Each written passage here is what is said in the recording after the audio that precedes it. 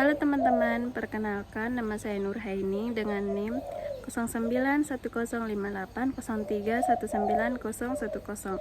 Program Studi Ilmu Pemerintahan semester 6. Pembahasan kali ini yaitu Sistem Pengawasan dan Pengendalian Pemerintahan.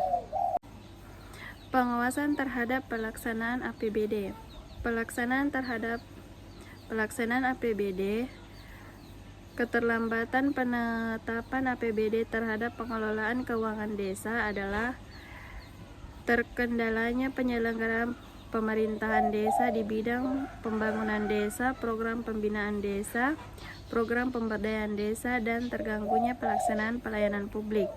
Faktor-faktor yang menyebabkan keterlambatan penetapan APBD adalah adanya keterlambatan dalam penyusunan perencanaan, KUA, PPAS, dan RAPBD sehingga terlambat disampaikan kepada DPRD. Penjabat Bupati DPRD tidak melaksanakan fungsi anggarannya dengan baik, yakni membahas dan memberikan persetujuan terhadap KUA, PPAS, dan RAPBD.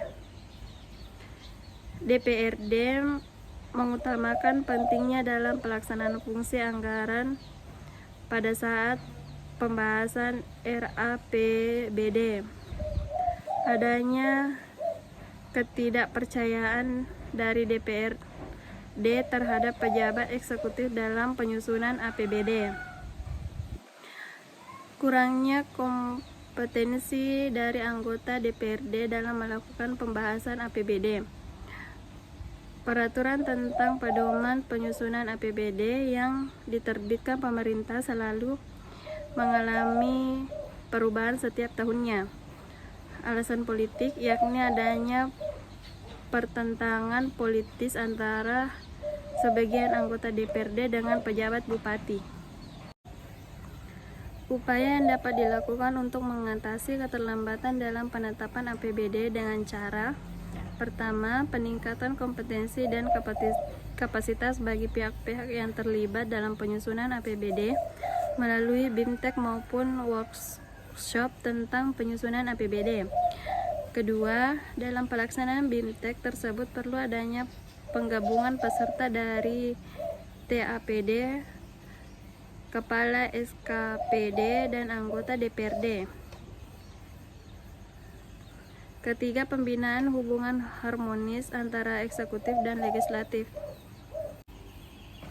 Eksekutif atau bupati dalam hal ini perlu melakukan kompromi politik dengan anggota DPRD, yaitu dengan memberikan ruang lebih dalam proses mengalokasikan anggaran. Semua tetap harus didasarkan pada kepentingan masyarakat. Pemerintah pusat perlu membuat aturan yang lebih tegas terhadap pihak-pihak yang terlibat dalam penyusunan APBD apabila APBD ditetapkan terlambat, tidak hanya sanksi yang bersifat administratif. Peraturan tentang pedoman penyusunan APBD yang diterbitkan setiap tahunnya perlu ditinjau ulang oleh pemerintah pusat. Konsistensi aturan dalam penyusunan APBD diharapkan akan memudahkan bagi pihak-pihak yang terlibat dalam penyusunan APBD. Selain itu, peraturan-peraturan terkait dana dari pemerintah yang paling atas sebaiknya dikeluarkan tepat waktu, tidak melebihi proses penyusunan APBD. Transparansi dalam proses penyusunan APBD dimaknai terbukanya proses penyusunan APBD dan adanya akses bagi masyarakat untuk mengikuti proses penyusunan APBD, sehingga diharapkan praktek-praktek tidak benar dalam pembahasan anggaran dapat diminimalisir. Perencanaan pembangunan daerah. Perencanaan pembangunan daerah adalah suatu proses penyusunan tahapan-tahapan kegiatan yang melibatkan berbagai unsur pemangku kepentingan di dalamnya, guna pemanfaatan dan pengalokasian sumber dana yang ada dalam rangka meningkatkan kesejahteraan sosial dalam suatu lingkungan.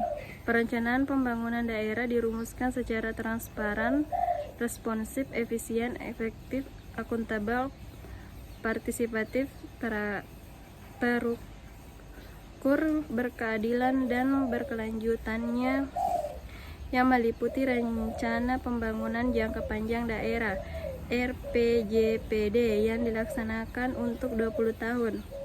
Rencana Pembangunan Jangka Menengah Daerah (RPJMD) yang dilaksanakan selama 5 tahun dan Rencana Kerja Pemerintah Daerah (RKPD) untuk periode 1 tahun.